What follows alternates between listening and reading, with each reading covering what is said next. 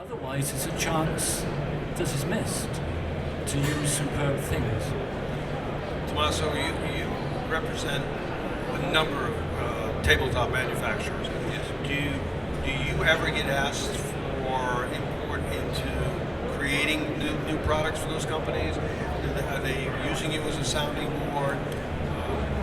No, not really. I mean, we sometimes we give our advice based on our experience, based on from the feedback from the operator, but we're usually not involved in the product development. It happened just a couple of times with the cruise line project, and another when there was some volume, there was some specific needs from the customer. We were able to design some specific pieces for that use. But what Martin was saying about the material is extremely true. In the last years, I've seen every different materials brought to the table, and even moving away from porcelain and earthenware and trying to find something different way to impress the guest. I know from coming back from the Frankfurt Fair in February, I think I never had, I don't even think one conversation prior to that about something as crazy as concrete. But I had multiple conversations about concrete. And so I fully expect that concrete will be showing up on restaurant tabletops anytime soon. And maybe it's already there. Yeah, there's already a couple of items in concrete, or like Martin was saying, some pottery or vessel made by, we were working on one project made in Latin America. It's like pottery made by the Indios in Colombia, and they use that to serve But food. I think when I saw the concrete pieces that were presented to me to comment on, it was amazing because I couldn't imagine these pieces being on a restaurant tabletop and not touching them and not picking them up. And that brings about certain other issues, I suspect, but it also changes the experience for the guest. It engages the guest in a way that probably porcelain wouldn't normally do, except for when I see wabi sabi from Steelite. I want to touch that product too. I want to feel it. I want to feel the tactile nature. So I think it's the greatest time ever. John's right. It's the greatest time ever in dinnerware and tabletop because I'm a little older than John and I've been doing it a little longer. But I will tell you that tabletop today is whatever you can dream it to be. And that's why we wanted to put this conversation really together, is to have experts in all the different various topic points along the way. When I look at restaurant associates and all the different venues that you serve at, I don't know how you choose tabletop. It's crazy. Tommaso, you pick all the products from all kinds of different places. And really, John would tell you you only need to go to one. I would. But and when I hear 19,000 SKUs, I mean, that's mind-boggling. Yeah, because that one is the challenge on our side, because designer and operator, they want to get crazy with different things, everything's different, but then on our point, we have to manage the logistics, and it's not easy. And then they want things last minute. So they figure out on a Thursday, they need things for a Friday, and they need it for the weekend. I know, he would call it 2 and I need it by 7. I know. No, that's wrong with that. And it's part of it's our... a little slow.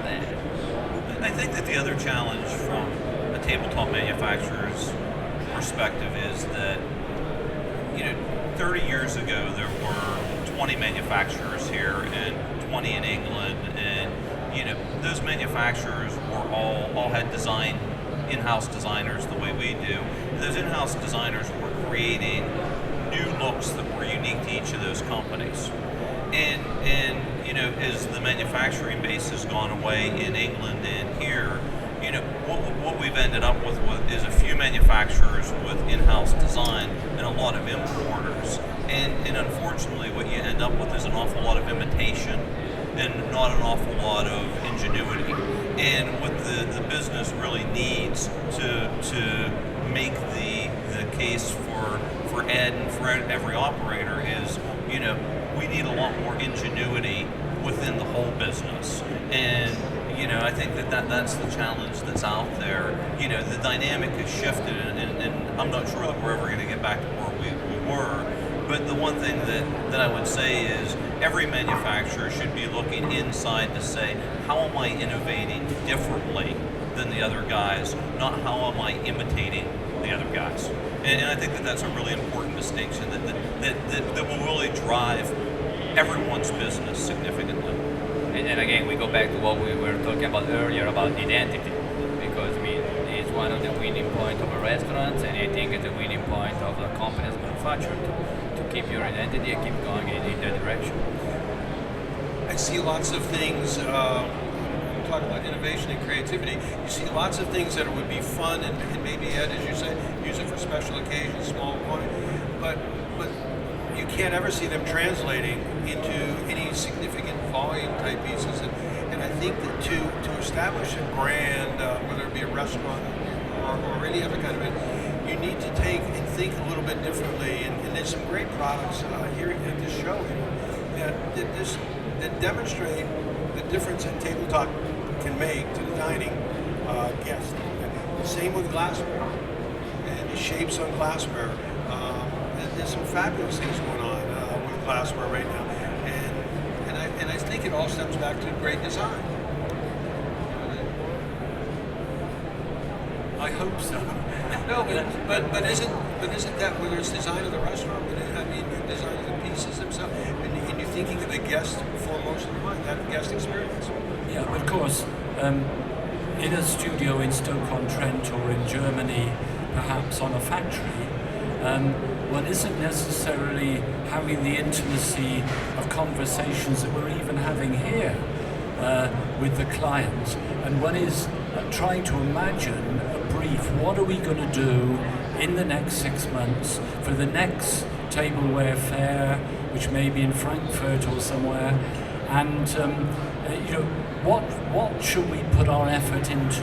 We can't do everything. What should we put it into? And there's a strong sort of abstract element of this, of people traveling hopefully, and somehow, if you put a group of people together, things usually work out extraordinarily well.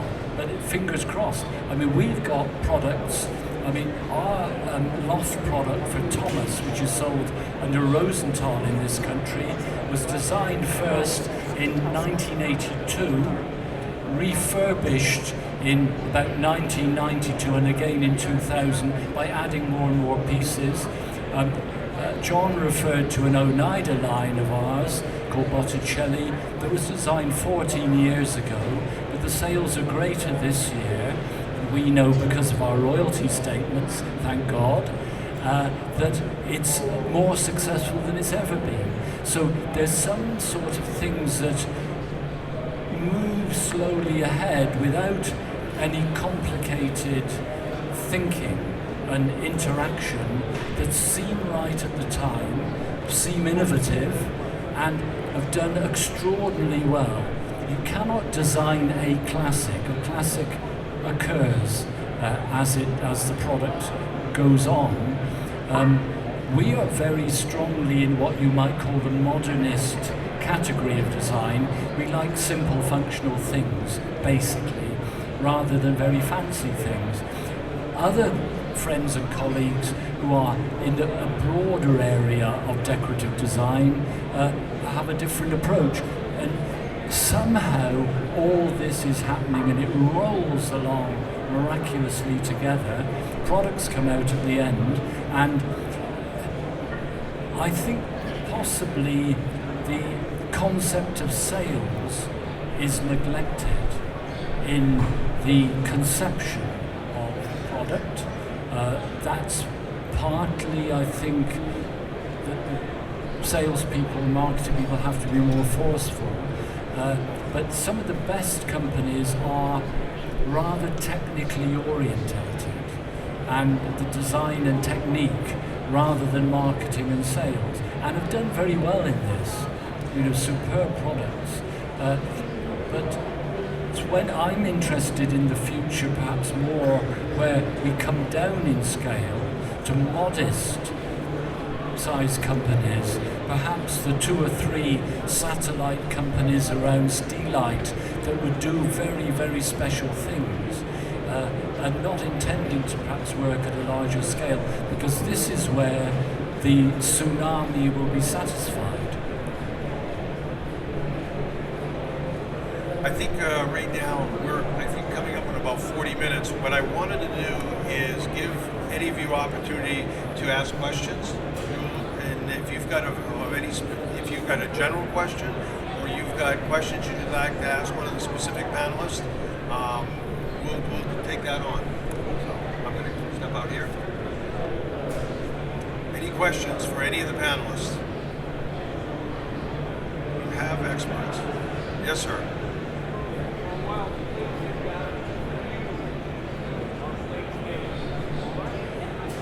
Question is, for a while plates got huge, and now our plates getting smaller.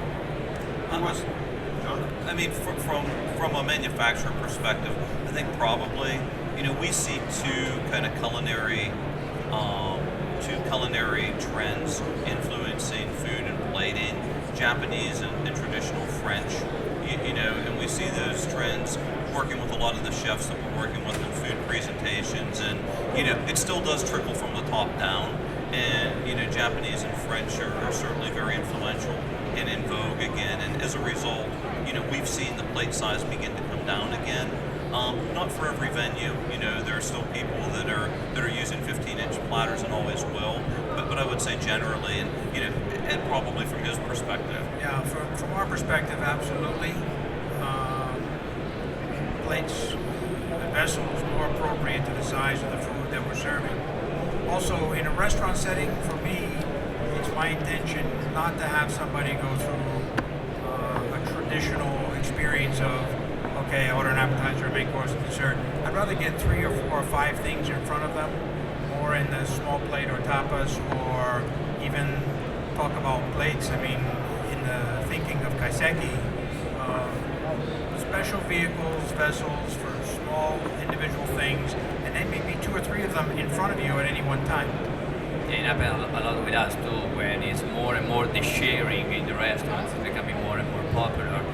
So you can pick different presentation because again it's not the traditional appetizer, main course, or have a salad plate and a main course plate, but you start with more and more places where they have the volume plate is the share plates, and then they have like all the asset pieces they're going in the center of the table, and they're all meant to share.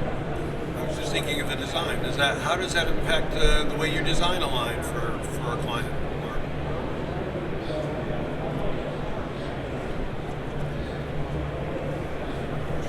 Perhaps we should think more of the retail here, and when you go into the Crate and Barrels or the Macy's or things, that in a way there's an instinct in the home as well about what is the appropriate size of a plate that you like to eat out of.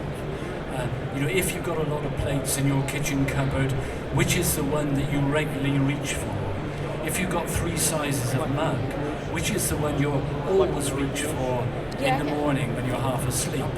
And there's a clue in this which goes right out across the range of food service, because of course in food service the plate sizes go down in inches or half inches to a proliferation of flat pieces. The answer is I don't actually really know. There is, again, one feels towards the appropriate size. And I also think, and I think, John, from one of the presentations that you were kind enough to let me sit on, we are changing from a plate society to a bowl society. And I wonder how you're using more bowls now, Ed? The project that we did with John this summer, more than 50% of the vehicles were bowls, not plates. Interesting. And I like smaller and smaller bowls. In some sense, but what I like about bowls, and not too deep, I like that they encompass the food. There can be a little bit of a sauce or a liquid or a broth. We tend not to make heavy sauces anymore that kind of stick on the plate. So there's broth, there's juice. And a bowl is a nice way to eat. You just have to be careful that it's not so deep that the guest is eating into the bowl. But the other point is that in a lot of cases plates are getting smaller, so are portion sizes. The whole thinking process of wellness and eating less protein obviously the steakhouses will be popular forever, but in general, that big piece of one protein in the middle of a giant plate is really sort of changing for the most part. Any other questions? I've got one, and I don't know who to ask it to, but I think vegetables, and you brought up protein, and that brings that protein becoming smaller and vegetables becoming more dominant. Does that change any of the thinking of the products that you might bring to market, what you might present to a customer, or maybe even how you create a menu? Well, for us, I'm just coming off of actually speaking about this on Saturday at a conference. And we participate, I personally and Restaurant Associates participate heavily in something that's called Menus of Change. Menus of Change is all about the future of eating and all about wellness, but not in the sort of sense of being on a diet. It's about wellness, general sort of stealth wellness, better for you, better for the planet. And a lot of that has to do with less animal protein. And what they talk about a lot is plant-forward menu. So yes. Can you say that again? Plant-forward menuing. So using much more vegetable. There's a lot of countries in this world who already do that, where a dish is more about vegetables and garnished with animal proteins, or in some cases none. But to answer your question, yes, they require different types of vehicles. We're just going back to the design now. You may be looking at the man that invented the pasta plate, because in 1982 at Rosenthal we were going to launch 3 things, but the principal 2 was brunch, a brunch collection, and a pasta collection. Pasta in Britain, a lot of Germany, came out of tins with the tomato sauce already mixed to it. And in Italy, the traditional pasta plate was what we would call a small soup plate with a rim, right? So we said, why don't we design a nice deep coupe plate? Well, we may not have been the first, I think we were, but that was 1982. And now the middle ground plates, what I call deep plates, like our pasta plate or shallow bowls, is a major part of almost every range we design. It has a kind of a right feeling. And when we become total vegetarians and want to have, like a cow grazing in the field, an enormous vegetable platter, to make up for the protein that we're not going to eat on the small plate, then the very wide, shallow bowl, the wide, low salad plate, is a wonderful thing. Because salad bowls, back to bowls, used to be hemispheres, right?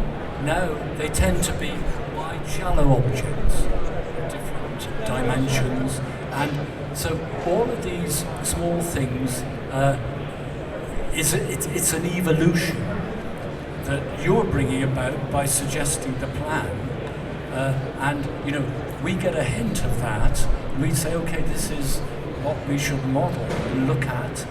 Mostly we make models at the beginning of design, so we can put an actual size thing on the table with the customer and say, well, it looks like a real one, and it's not made in the same material, but what do you think? And that we find is a clue to all these subtle dimensions, because otherwise people are saying, well, couldn't it be a little bit deeper, or is it perhaps too wide, or how many of those are we going to get around the table? It's very instructive, incidentally, to design a tray setting for the airways, which we've done on several occasions, because there you're trying to crystallize antipasti type thing, the main course, often served under foil in a dreadful condition, and all these very small things onto one very small area, and that together with the chefs makes one really think. But I'll stop there. No, but I was thinking of craft, huge success, runaway success, with very non-traditional shapes that reflect a lot of what Ed's talking about, that plan forward. Yeah, I mean, I think the craft and now the Denali series and the new series that you'll see at NRA, are all pretty reflective of shapes and items that are conducive with the way people eat today, the way we think people are likely going to eat today. And, and I think that that's going to continue. The thing that people want is really practical new shapes, because of, again, coming back to everyone wanting their own identity. So once you understand kind of what works, the challenge is how many more practical ways you can do that allow people to differentiate themselves. I want to thank each of you. It's been a great panel. Thanks, Ed, Tommaso, John. Really appreciate it. All right. Most of all, thank you.